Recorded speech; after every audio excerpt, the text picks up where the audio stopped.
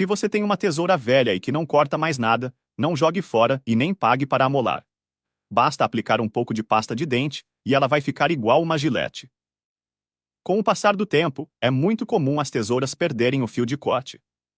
E muitas pessoas utilizam copos ou garrafas de vidro para amolar. Mas esses são métodos ultrapassados, e que só vai piorar o fio de corte da sua tesoura. Nesse vídeo, vou te passar uma maneira muito prática e útil para você amolar qualquer tesoura, usando apenas um pouco de pasta de dente. É isso mesmo. Veja só como essa tesoura está totalmente sem corte. Estou usando uma sacola plástica dobrada, e veja como ela não corta nada. Ela só mastiga a sacola, e isso não é cortar. Então vamos fazer o seguinte. Aplique pasta de dente por toda a tesoura, dos dois lados. Você vai passar por toda a extensão da tesoura, depois espalhar muito bem com os dedos.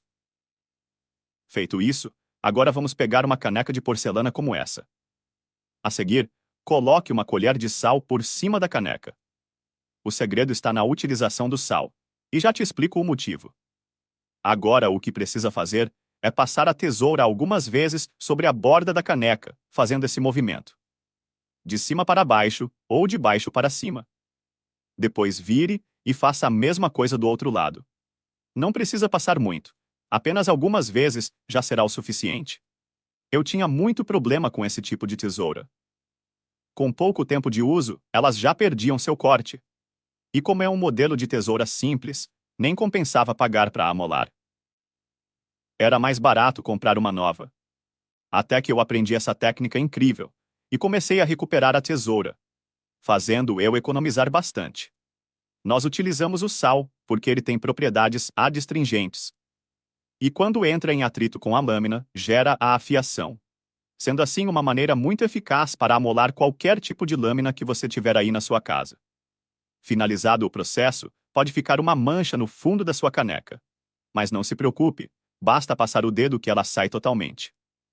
Agora vamos pegar a sacola novamente e testar a nossa tesoura. E olha só como ficou a tesoura depois de fazer o nosso processo. Está cortando perfeitamente, sem nenhuma dificuldade. Isso aqui definitivamente vai resolver o seu problema com tesoura sem corte.